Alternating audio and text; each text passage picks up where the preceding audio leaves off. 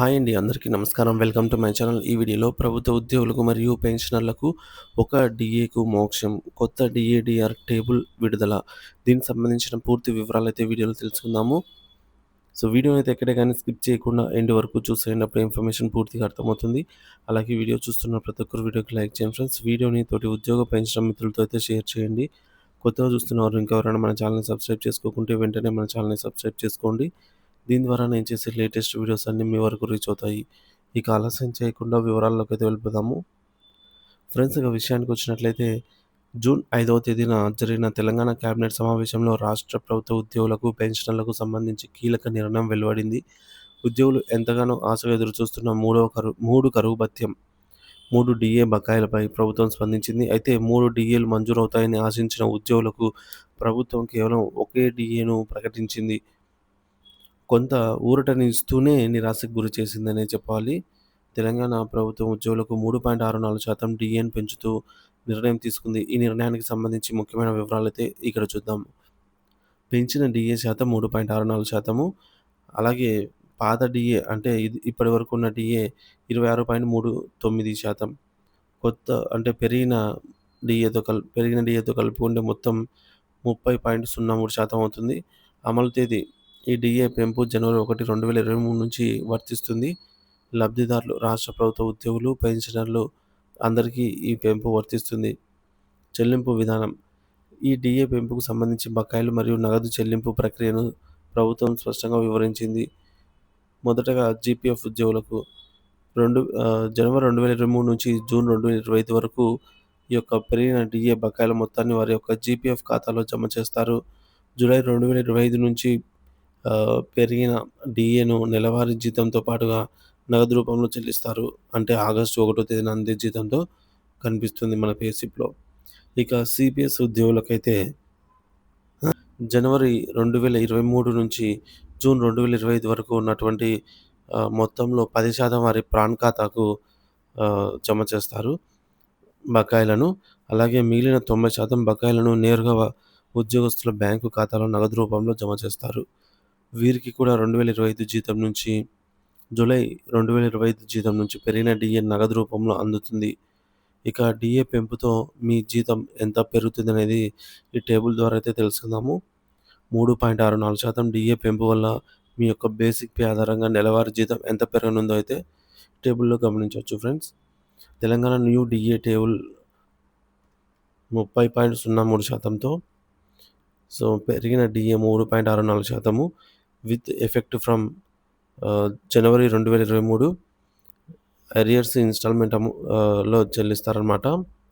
ఇక basic pay 19,000 ఉన్న వారికి కొత్త డీఏ ప్రకారం పెరిగిన డీఏ ప్రకారంగా రూ. 5,706 అయితే రావటం జరుగుతుంది. ఇదివరకు రూ. 5,014 మాత్రమే వచ్చేది. సో, ఈ డిఫరెన్స్ ఎంత పెరిగిందంటే రూ. 692 పెరిగింది. మొత్తం టోటల్ 30 నెలలకు గాను మనకు చూసుకున్నట్లయితే రూ. 20,748 బకాయిలు అరియర్ రూపంలో అయితే చెల్లించాల్సి ఉంది. సిపిఎస్ ఉద్యోగులకు పెరిగిన డీఏలో 10% అంటే రూ. 69 వారి యొక్క ప్రాన్ ఖాతాకు, 90% అనగా రూ. 622 వారి యొక్క ఈ యొక్క బ్యాంక్ అకౌంట్‌కైతే నగదు రూపంలో చెల్లించడం జరుగుతుంది.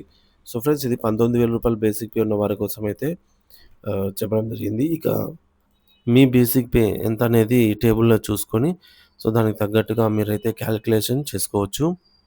సో, బేసిక్ పే 26,300 ఉన్న వారికి రూ. 957 పెరుగుతుంది. సో, బేసిక్ పే 40,170 ఉన్న వారికి రూ. 1,462 అదనంగా రావటం జరుగుతుంది. బేసిక్ పే 50,390 ఉన్న వారికి రూ. 18,034 ఈ విధంగా టేబుల్‌లో అయితే చూడొచ్చు. సో, బేసిక్ పే పెరిగే కొద్దీ వచ్చే డీఏ అమౌంట్ పెరుగుతూ ఉంటుంది. సిపిఎస్ ఉద్యోగులకు వారి యొక్క ప్రాన్ ఖాతాలో 10% పెరిగిన డీఏలో వారి యొక్క బ్యాంక్ అకౌంట్‌లో మిగిలిన 90% అయితే పడుతుంది. సో, చూసుకోవచ్చు బేసిక్ పే రూ. 1,00,000 దాటి కూడా మనకైతే చూడొచ్చు. సో, ఎక్కువ శాతం మంది 30,000 నుంచి 70,000 మధ్యలోనే ఉంటారనమాట. ఎక్కువ శాతం మంది శాలరీ డ్రా చేసేవారు. సో, ఈ వీడియోనైతే ఇక్కడ పాజ్ చేసుకొని మీ యొక్క బేసిక్ పే దగ్గర చెక్ చేసుకోగలరు ఫ్రెండ్స్.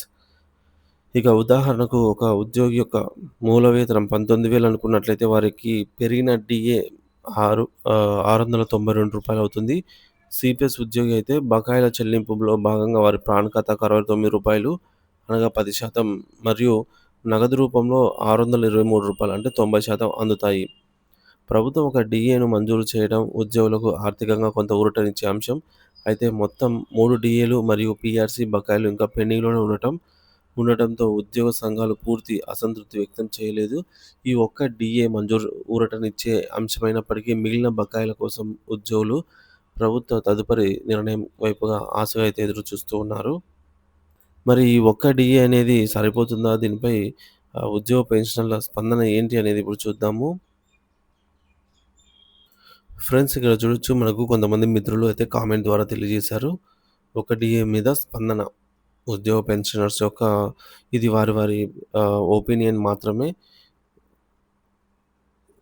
సో, ఒక డీఏ ముష్టి వేస్తున్నారు అనైతే అంటున్నారు.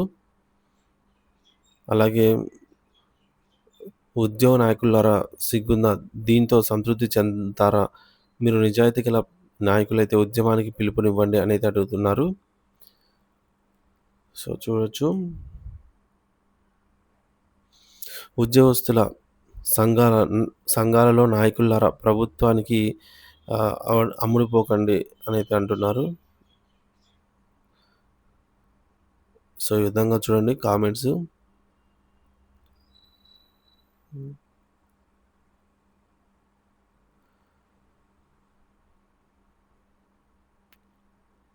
సో, రావాల్సిన 6 డీఏలలో ఒక డీఏ ఇప్పించి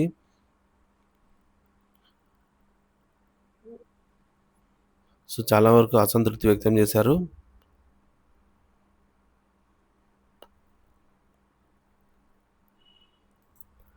సో, చాలామంది అనేదేంటంటే, ఇన్ని రోజులు వెయిట్ చేసినందుకు 6 డీఏలు పెండింగ్‌లో ఉంటే కనీసం ఒకటే ఇస్తారా?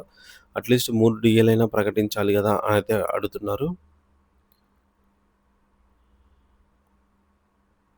సో, కామెంట్స్ అయితే చూడొచ్చు ఫ్రెండ్స్. ఇది కూడా ఇవ్వకపోతే బాగుంటుంది అని జెప్పేసి కూడా అంటే అసంతృప్తి వ్యక్తం చేస్తున్నారు.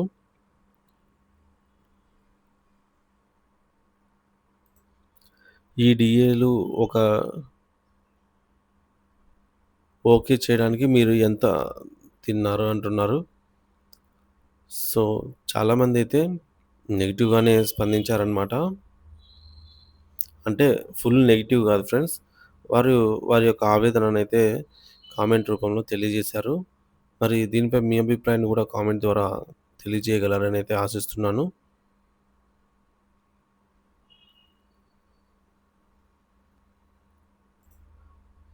Thank you for watching this video.